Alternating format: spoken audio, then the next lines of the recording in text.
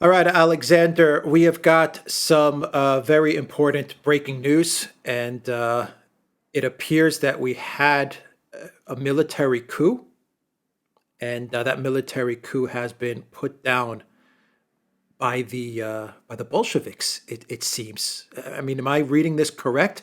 Did we have a military coup? Because I can't figure out what is Prime Minister Kerensky's role in all of this, and what is the military commander Kornilov's role in all of this. Yes. It's a very confusing situation, but I guess we did have an attempt to, at the very least, subdue the Bolsheviks or the Soviets, and at the very maximum, maybe put in place a military government. I mean, where are we on the spectrum?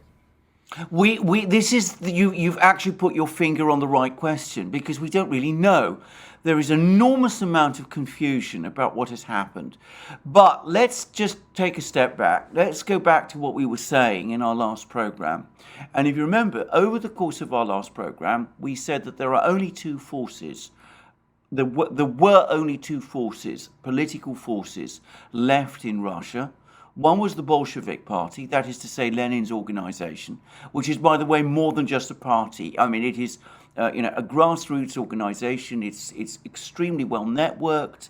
It's got presence in every big major industrial city across Russia. It's growing in strength. It's very well organized, and it's preparing to make a bid for power. And the only other force that could stop this organization gaining power was the army, which has been massively disrupted, seriously destabilized, which has lost an awful lot of self-confidence because with the removal of the Tsar, there's no clear sense any longer that officers have legitimacy to give orders to their soldiers. The entire concept of chain of command has been disrupted. And of course, we had that disastrous decision by the Workers' Council in St. Petersburg, shortly after the Tsar abdicated, to make the General Order Number 1, which said that military units should form their own cells, their own political cells, which should take control of the weapons, and which should consider and check the orders given by the officers. So the military has been extremely destabilized. The war minister of this provisional government, this self-appointed government, this government that no one appointed and no one elected, but which pretends to be the government of Russia and which has been so recognized by the Western powers, Kerensky ordered this chaotic, disorganized, demoralized army without its historic head, historic leader, the Tsar. He ordered it to take an offensive against the Germans.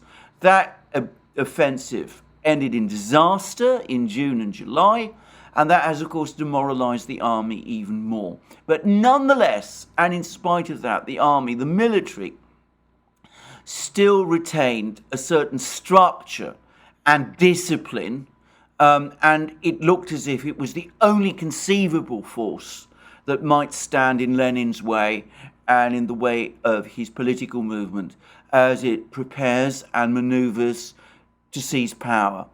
Well, what has now happened as a result of the events of the last few days, and they are chaotic and they are incredibly disorganized, is that the military as a political force has been taken out of the picture, it's been removed from the picture, so that the way is now clear for Lenin and his organization to seize power, and I expect them to do that at some point within the next few weeks.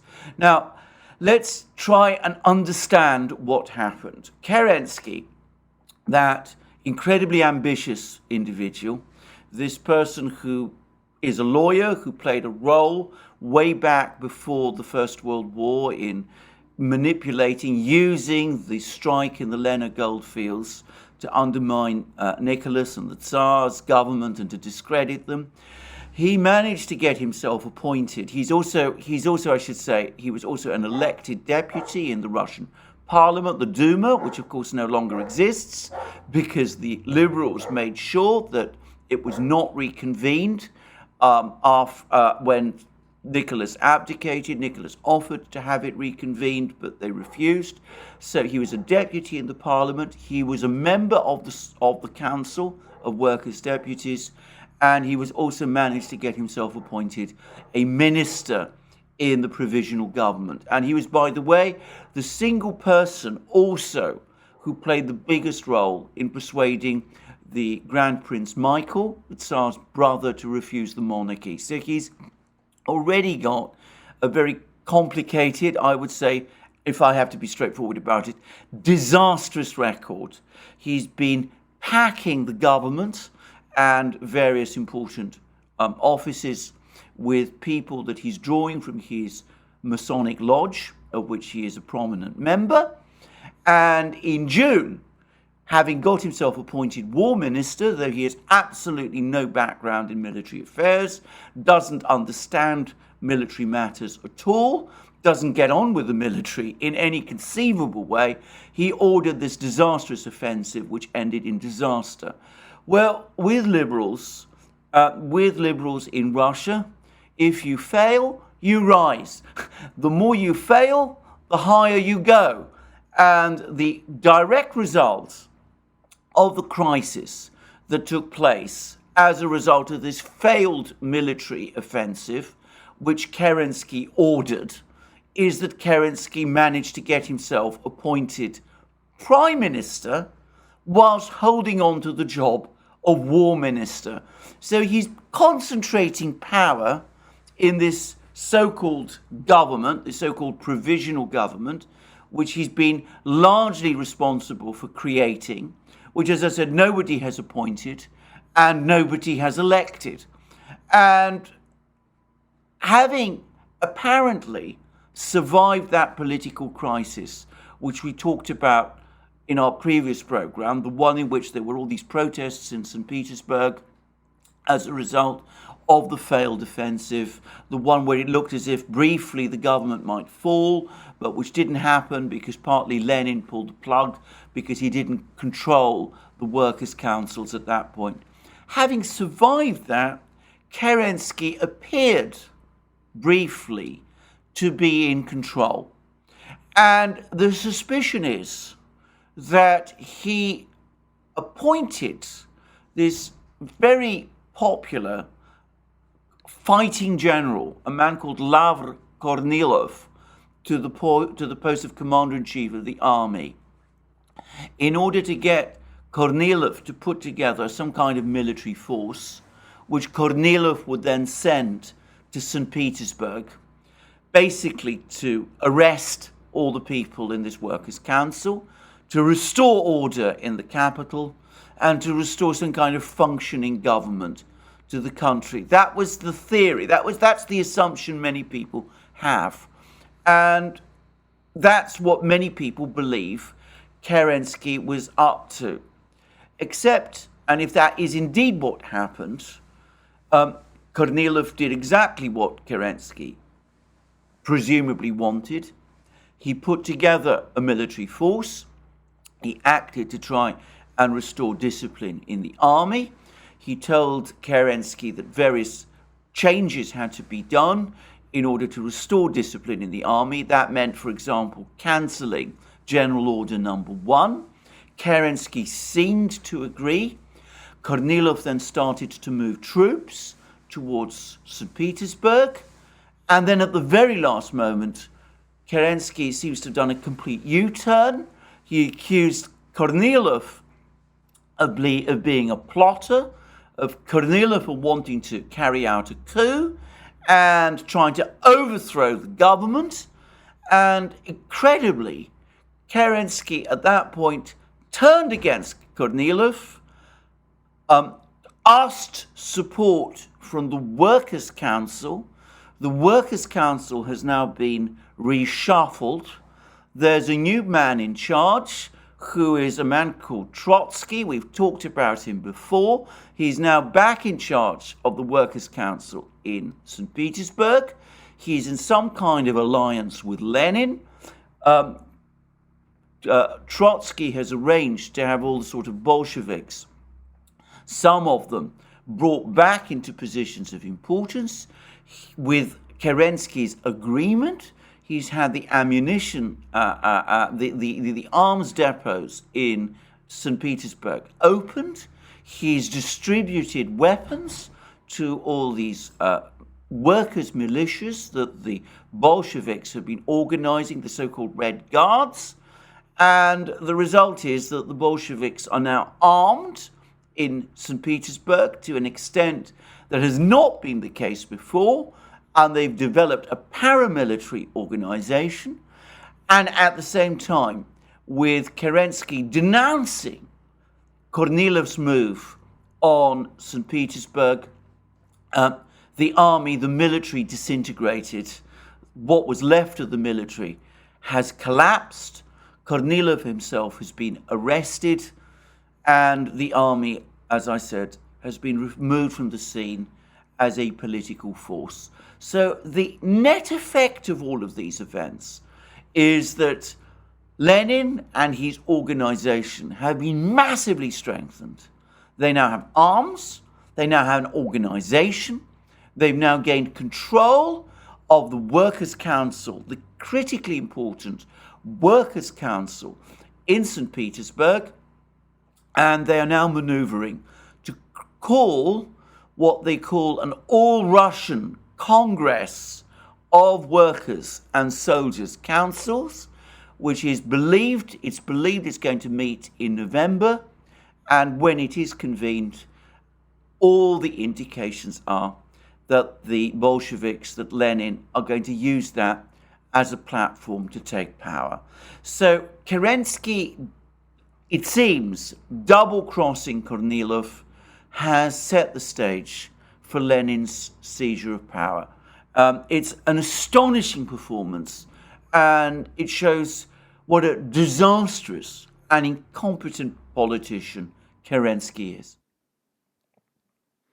I really don't understand what happened here with Kerensky, to be quite honest. No. First of all, it's game over, if you want my opinion. Absolutely. The Bolsheviks now have guns. To put it simply, they have guns now.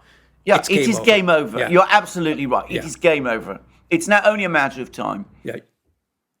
Yeah, you've given them guns now. The Kerensky, his government has given them guns. It's game over. But why? Let's get back to trying to understand what Kerensky was trying to do. Yes. Why did he do this? Why did he arm the Bolsheviks? Why did he throw Kornilov under the bus? It seems that he threw him under the bus. At least that's my impression of it, because this is Kerensky's very complicated, concocted plan to do what, though? I mean, did he at first say, I want Kornilov to come in and to squash the Soviet, the councils of Soviet and the Bolsheviks, and then he got cold feet? Yes. Or is he compromised by the Soviets or the Bolsheviks? I'm really having a hard time understanding what this was all about and why he changed his mind. It seems that he changed his mind last minute on Kornilov. Or was that part of the plan? It really is very complicated. It is very, very complicated. And here I should say, in fairness, give an account of what Kerensky says this whole thing was all about, because he, of course, categorically denies that he had any role in this affair at all. He says that Kornilov acted entirely on his own initiative, that he wasn't acting at Kerensky's behest. He wasn't moving these troops to St. Petersburg at Kerensky's behest at all, and that this was actually a coup, that this was an attempted military coup by Kornilov to, on behalf of the extreme right, to seize power in St. Petersburg, to seize power in the country, and to install a military dictatorship. That is the story that Kerensky is spreading. Now, I have to say this. The only people who believe this are Kerensky's friends in the West, in the Western media, in Russia itself, both people on the left and the right are absolutely sure that Kerensky played the key role in this affair. And the military, what's left of it, is absolutely furious with Kerensky. And I mean, it is inconceivable now that if Lenin comes after him, that the military will lift a finger to protect him. So, I mean, that's one other effect of what Kerensky has done. But is Kerensky telling the truth? Well, Yeah, what do you think happened? I absolutely think Kerensky was involved in all of this. I absolutely think that he appointed Kornilov, knowing what Kornilov would likely was, he saw Kornilov as this fighting general who would do all of this. He was apparently in close contact with Kornilov. There was a man called Lvov, who is not to be confused in any way, by the way, with the former prime minister, Prince Lvov, the creature of the oligarchs, whom the oligarchs have, dropped and who's no longer prime minister and whom Kerensky has replaced. But there's a man called Lvov who's been going backwards and forwards between Kerensky and Kornilov. Some people are saying that Lvov, communicated false information to the two and is in some way responsible for this affair. I don't credit this at all. I have no doubt that Kerensky intended that Kornilov would come into St. Petersburg and restore order in the capital and bring order to Russia, leaving the government in final and full control of the country.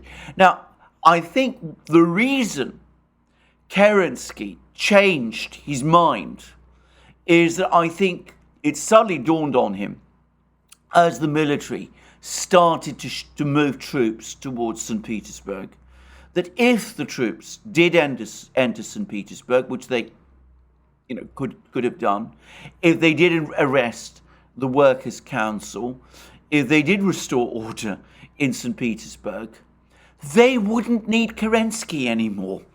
And I think that is why Kerensky panicked at the last moment. Because one of the things that one has to say is that Kornilov, within the military and within conservative circles, is an immensely popular figure. Kerensky himself is not. And I think that Kerensky was seriously worried that if Kornilov restored order in St. Petersburg, Kerensky himself would be pushed aside. Now, everybody who has followed Kerensky closely knows that he is a man of all-consuming vanity, that he believes himself to be a political genius, which nobody else takes seriously.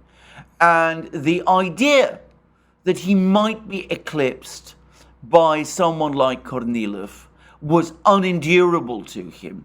And this is why, rather than face the probability that once the government had taken control, once the military had taken control, there would be some kind of a reshuffle.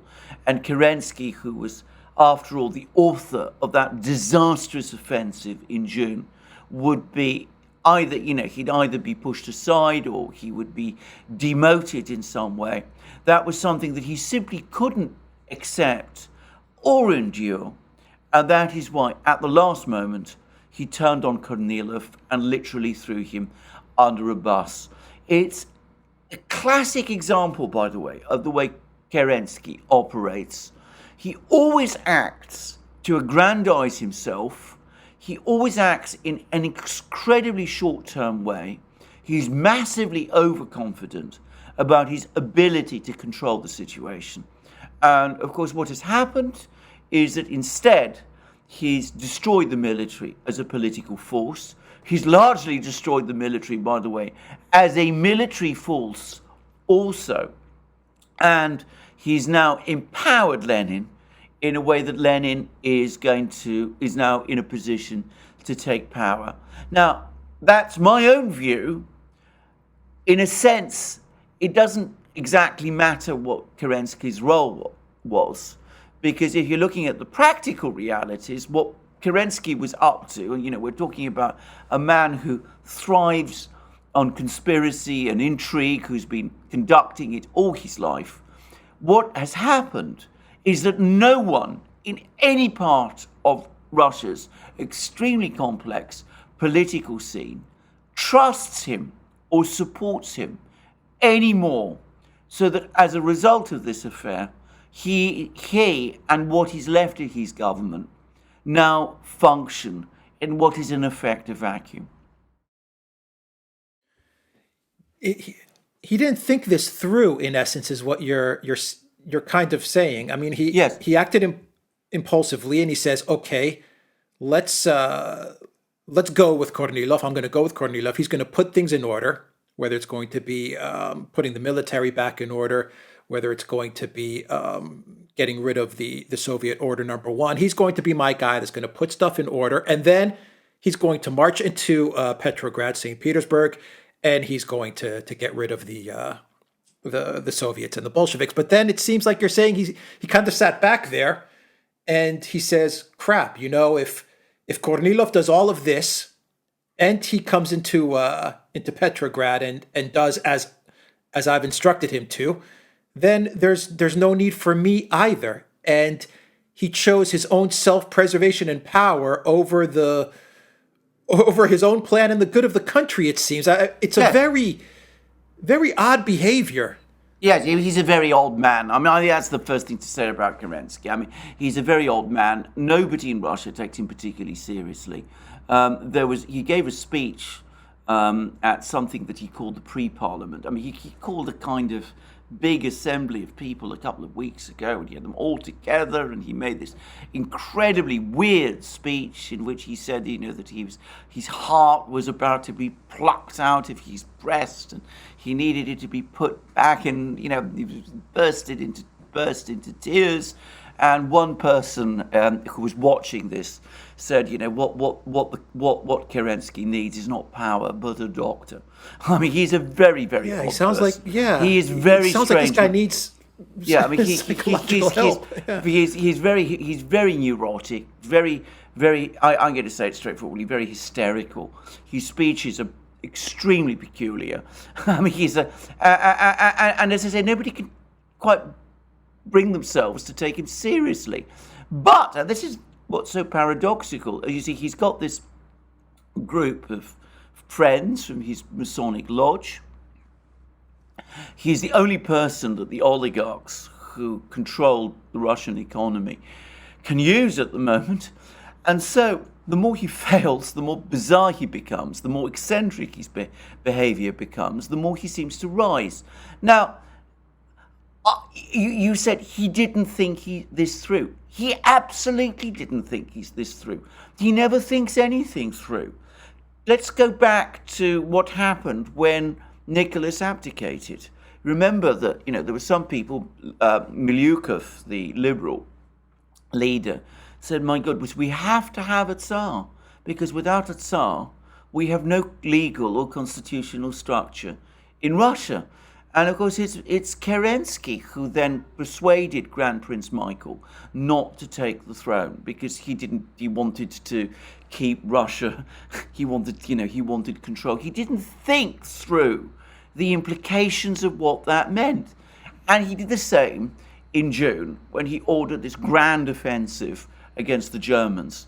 Again, he didn't understand the state of the army. He's not interested in logistics. He's not interested in military matters. He doesn't understand military matters. And he was touring around, the army, making rousing speeches, which of course nobody paid any attention to, and convinced himself that his mere presence was enough to instill, morale and confidence in the soldiers, when of course he did absolutely nothing like that. And then after that, he then comes up with his new plan, this harebrained plan of using Kornilov to smash the workers' councils. And I firmly believe that what he really intended was that he would use Kornilov to smash the workers' councils, restore order in St. Petersburg, and then he'd sack Kornilov in some way, and then he'd assume the position, and he thought he could do that, and then he realized that actually, it wouldn't really be possible to do something like this. You can't just use Kornilov and the military in that way. You can't turn them on like a tap and then switch them off again. And at that moment, he sort of got cold feet and turned round and reversed himself. But he never thinks things through. And he is, in my opinion, a good example of what happens in a situation where the political structures have essentially collapsed. You get people like him, adventurers, rise, float up to the top. They think they can control things. And of course they can't. And of course he's now landed Russia with a complete disaster. He persuaded Grand Prince Michael not to become Tsar, depriving Russia of a Tsar, depriving Russia of a legal structure. And he's now destroyed the army. By the way, he's still coming up with new plans. His latest plan is to call what he calls a Constituent Assembly. This is a Congress, an elected Congress of people from across Russia who will meet in December, apparently, to create a new constitution for Russia. And he's supposed to be calling democratic elections to let that happen. They make it that long. What if they make it that long? Well, first of all, it's a crazy idea for two reasons. Firstly, they won't make it that long. December is an age away. And secondly, beyond that, if such an assembly ever were to be elected and ever were to meet, its first order of business would be to dismiss Kerensky. So it's by no means certain, by the way, that Kerensky will follow this thing through. But it's an example of what he's up to, because up to now, the Liberals have, there's been talk about having this Constituent Assembly ever since the Tsar was forced to abdicate, because what do you put in the Tsar's place? You have to come up with some kind of political structure. So there's been talk of doing it. Up to now, Kerensky himself has resisted the idea. Now he suddenly says, well, this is a great idea, I'm going to go ahead with it. But everybody knows that the reason he's doing it is because he wants to find some way of blocking, or at least superseding, this all-Russia Congress of workers and soldiers councils that the Bolsheviks, that Lenin is organizing. So it's now a race between who's going to get these bodies convened first. And in a race between Lenin and Kerensky, well, I don't think anybody would put their money on Kerensky. Yeah. Well, you know what else? Lenin now also has guns. So he's got guns. I don't think that Kerensky's has any ability to win at this point. He's got no ability. Lenin's got guns. He's got an organization. He's got a militia. He's got the so-called Red Guards now. These are paramilitary units organized now in every factory in St. Petersburg, and they're armed with weapons, and they're ready to strike. He's got the backing of the sailors in the Baltic Fleet, who are very militant and aggressive and violent young men. There's a particularly violent individual called Anatoly Zheleznyakov, who is leading them, who's not even a Bolshevik, actually. He thinks the Bolsheviks are too soft. He's an anarchist, and he's in his early 20s, and he's apparently a very, very alarming character. And somebody said that Zheleznyakov, one person described him as the absolute perfect leader of a violent street gang. So you get an idea of the kind of people who Lenin has got working for him. Utterly ruthless, violent people ready to take power in St. Petersburg. The army, which might have acted as some kind of a shield, has been disintegrated, and to the extent that it's left, anything's left, the officers, for example, are left, they feel deeply betrayed by Kerensky, who, as you rightly said, through their commander-in-chief Kornilov under a bus, so they're not going to come to protect Kerensky. So the stage is now set for Lenin to take power. The only thing that's holding him back is two things. Firstly, there's still some residual resistance, believe it or not, from some of the higher-up people within his own organization. There's two characters, Zinoviev and Kamenev, who are very nervous of taking power, not because they have any doubt that the Bolsheviks could take power, but because they're afraid that the Bolsheviks are not able to lead Russia. Well, Lenin isn't going to have any trouble with that, and I've no doubt he's going to push them aside and have little difficulty in doing it. And the other thing is, because Lenin has a legal background, he doesn't want to be seen simply assuming power himself. He's now said that he wants the workers' councils to take power because he's intending to use those as the cover for his seizure of power. So he's, as I said, working towards getting this all-Russia Congress of workers' councils together. And that will be the moment when the Bolsheviks, who are now in control of the workers' councils up and down Russia, they've managed to gain control of the one in St. Petersburg now, they will now move to take formal power in November when it meets. It's inevitable. Right, legitimize his, Absolutely. legalize and legitimize his legalize and his power. legitimize Yeah. his control. And The it'll thing happen about before Lenin, December. I mean, exactly, it will happen before December. we're like 5 months away. It'll happen. Yeah. I mean, the thing to understand about Lenin, of course, the thing about Lenin is he's a lawyer. He's a lawyer by profession, and a very, very good one. And unlike Kerensky, he understands legitimacy. So he's hit on the workers' council brilliantly. He's extremely clever man. He's ruthless. He's violent. He's prepared to do the most, ruthless things. But he understands the need for a government to have legitimacy. The oligarchs, the liberals, Rodzianko, Lenin, none of them understood that. They didn't understand that when they forced Nicholas to go. Nicholas, when he left, he took legitimacy with him.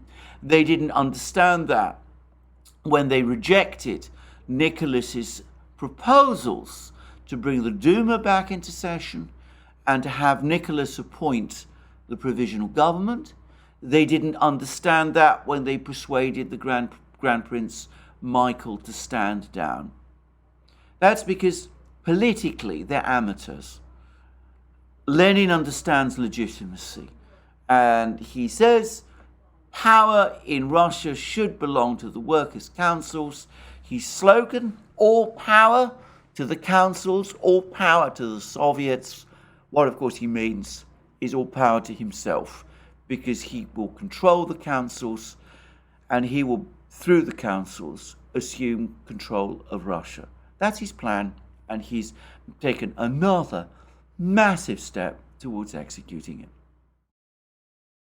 Yeah, and I sit there and I say, I wish there were some forces, some mechanisms to get rid of Kerensky, but it's the oligarchs that are holding Kerensky in place, because the oligarchs don't want anybody competent to be leading the government either. So Kerensky is afraid that he's going to be displaced, so he concocts this plan with Kornilov and then changes direction and betrays Kornilov. I kind of wish that Kornilov would have been given the opportunity to at least execute his plan. Then we wouldn't have armed the Bolsheviks, at least. As crazy as a plan it was. I mean, he went from bad to worse. Oh, he's made things far worse. Yeah. Yeah, and the oligarchs prop up Kerensky. They prop up failure because they don't want to lose power. No, of course not. And that's a very good point, of course, because if Kornilov had won, if Kornilov had got his troops in St. Petersburg, if he'd either restored order with Kerensky's blessing and Kerensky had been pushed aside, or if a military dictatorship had been established, well, the very first thing the military dictatorship, the military would have done, would have been to arrest the oligarchs. Think about it. I mean, that's the military were tricked back in March into engineering Nicholas's abdication. They were led to believe by Rodzianko, who was, of course, also working with the oligarchs, that the Duma was about to take control. And of course, the Duma didn't exist, and Rodzianko tricked the generals when he pretended all of that. And of course, the military are incredibly angry about the fact that they were pushed into this offensive in June, which they absolutely weren't ready for. And they know exactly, I mean, like everybody in Russia knows exactly who's been pulling Kerensky's strings. They know exactly who's created this crisis in Russia. They remember the role the oligarchs had through the voluntary associations, their capture of the war economy, their use of that to undermine the Tsar's position. So, very plausibly, if the military had taken control, they would have arrested the oligarchs, and that would have been the end of them. So, again, it's not difficult to understand why the oligarchs still back Kerensky, and why the oligarchs and Kerensky didn't want the military in the end to win. They can't control the military. They don't want the military to succeed. And in the case of some of the oligarchs, I'm going to say this also.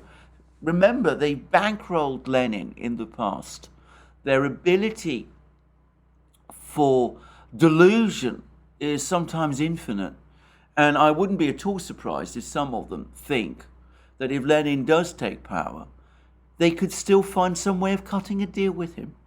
They might actually prefer Lenin to a military dictatorship because, well, they've worked with Lenin in the past, whereas the military, up to fairly recently, was loyal to the Tsar, who the oligarchs opposed. Yeah, but I wonder what Lenin is going to do to the oligarchs if he has the power of the state behind him. He's not going to be pretty.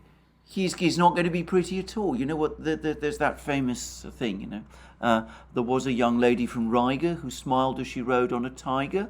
They returned from the ride with the lady inside and the smile on the face of the tiger. The oligarchs have used Lenin, or so they thought. They've supported, they've quietly bankrolled him, they've funded his organization, they've given him the opportunity to expand it in their factories, they've worked to build up this organization, using it, as they thought, to put pressure on Nicholas, to extract political concessions from him. They now have a tiger on the loose, and if they still think they can ride it, they're going to find, on the contrary, that it's going to swallow them. And perhaps that's no more than they deserve. Yeah. Can't, final question, I mean, does Nicholas see all of this that's going on? I mean, is he getting informed on all of this? Is there nothing that he can do? No, there's absolutely nothing he can do. He's been isolated from the country. He's been isolated from the country's political life. He has no access to the generals anymore, no access to the military. And the word is that he himself is actually relieved to be free of it all. He's a deeply patriotic man. He's deeply, deeply sorry about what has happened to Russia. If the call came to him to take charge, to resume control, he would do it because he's very, very conscientious. But he's neither able to move, and I don't think he has the will to do it either. What a terrible situation we're heading into. Terrible situation. Kerensky's armed the Bolsheviks. It's incredible. Yeah. I would add, since we're on the topic of the oligarchs, that there is another particular factor which is perhaps important to mention, which is that, of course, many of the oligarchs there's been a long-standing religious schism in Russia, going all the way back to the 17th century. And of course, Nicholas is an Orthodox Christian. The military are Orthodox. I mean, everybody there are Orthodox, but for all kinds of historic and complicated reasons, many of the oligarchs do not come from the Orthodox community. They belong to what is called the Old Belief, which is a kind of religious movement that developed in Russia in the 17th century and which is fiercely opposed to the Orthodox Church. And so there was always that level of antagonism, that religious antagonism between many of the Orthodox and Nicholas as well. Ryabushinsky, the very powerful banker in Moscow, who many people believe is the ultimate leader of the oligarchs, and who, by the way, has an extraordinary Art Nouveau house in Moscow, is an important, a prominent member of the Old Believers. And so was the cotton, the big dynasty of cotton industrialists, textile industrialists, also in Moscow, the Morozovs. And of course, the Morozovs were very, very important in bankrolling Lenin. So there is that sort of sectarian religious issue as well, which I'm afraid undoubtedly has played a role. Yeah, but correct me if I'm wrong. The Old Believers are Christian, are they not? Yeah, they are. I mean, now, of course. Do you know? I mean, do you understand what the difference is then between the Orthodox and the Old Believers? Real Oh, quick? yeah. I mean, there are various doctrinal and ritual differences, and there are differences between various groups of Old Believers as well. I mean, I should say, of course, the irony is that Lenin himself is a militant atheist, and the organization that he leads is based on Marxism and is vigorously atheistic. But until the 1905 revolution, the old belief was, in theory, though hardly in practice, its practice was prohibited in Russia. I mean, it was never really enforced, not for many, many years. But it did create tensions between the Old Believers and the Orthodox. It was a little bit like Catholics and Protestants in some parts of Europe. And it did create a divide between the oligarchs, some of the oligarchs, and Nicholas and the government and the court and the establishment, the aristocratic establishment of Russia. It meant that they belonged to different churches, different types of religious beliefs, and of course, a lot of these historic animosities were still playing out. Now, they're going to be consigned to the historical dustbin, because when Lenin takes over, he's going to be as ruthless towards the Old Believers as he is towards the Orthodox, because he has no time for either. Right, right. So the Old Believers, they formed pretty much out of a schism, and the one side of the schism went on to form what is today the Russian Orthodox Church. Church, yes. And the Well, Old it's a Believers it's a went on their breakaway. own. It was a It's a breakaway. breakaway, yeah. It's a breakaway from the Orthodox Church that took place in the Right. 17th century. And it's vitally important to stress, by the way, that far from all old believers, support the oligarchs or are connected to them. But for all kinds of historic reasons, connected to some extent in the way in which the aristocracy was Orthodox, many of the merchant families in Moscow, who were, as I said, where the oligarchy came from, they were members of the Old Belief. They followed the Old Belief, and as I said, some of them, not all of them, of course, not by any means, but some of them, continued for a long time to pursue this religious animosity towards Nicholas and Right. and the family and the imperial family and the government. They would not, for example, have been comfortable meeting Nicholas because of these religious differences.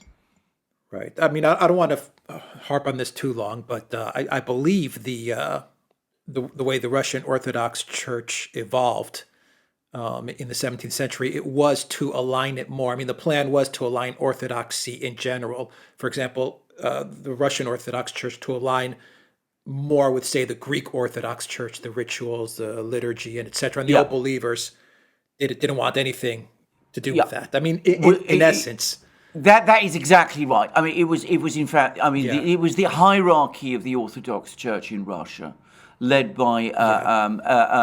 a patriarch Nico, Nikon, exactly, Nikon, yes, yeah, realized that on some doctrinal and ritual matters, the right, Orthodox Church in Russia had deviated from orthodoxy, exactly, and they wanted to correct these deviations.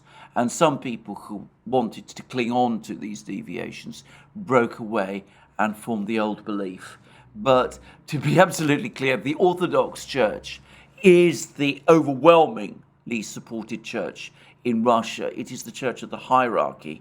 It is the church that has, continues the Orthodox Church of before. The old believers are a breakaway. right. Just so we can, circle this back around to Yeah, Lenin. If Lenin does gain power, he's you said he's an atheist. He's yeah, going absolutely. to dismantle religion, correct? Absolutely, absolutely. He's going to dismantle religion completely. He doesn't.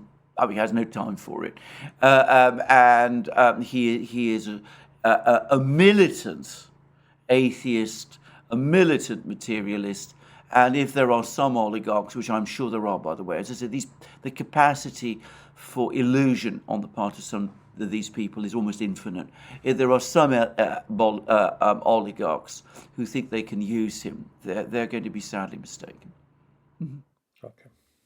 All right. Makes sense. All right. We will leave it there. The Duran.locals.com. Everybody, take care.